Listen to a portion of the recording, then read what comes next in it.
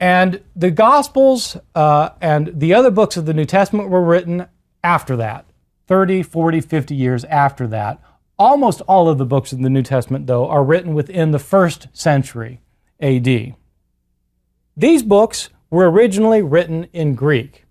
When I teach this large undergraduate class, one of the questions that I initially ask them, is just to see how much they know about the New Testament, is I ask them, in what language were the books of the New Testament written? And remarkably, well, some of course think it was written in English, but apart from those, people do know it was written in an ancient language. Many of them think it was written in Hebrew, which is wrong. The Old Testament, the Hebrew Bible, the Jewish scriptures were written in Hebrew, but the New Testament, all of the books of the New Testament were originally written in Greek.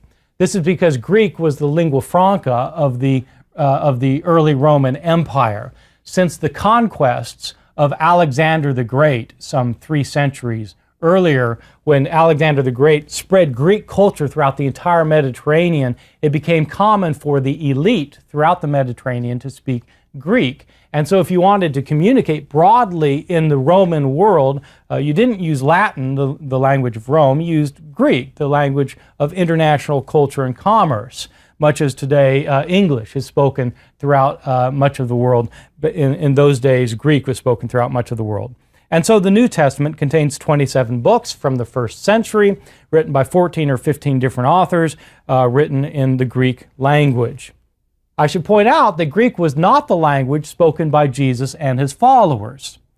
Jesus and his followers, who were all Jews living in Palestine, spoke the local language, which was Aramaic. Aramaic is a language that's closely related to Hebrew. It's different from Hebrew, but it's closely related to Hebrew, and that was the language of Jesus. So that when you read the New Testament Gospels, you read them in English. The English is a translation of the Greek original of the Gospels, but the Gospels written in Greek are in fact translations of Jesus' sayings which were in Aramaic. So by the time they come to you, you're getting them third-hand.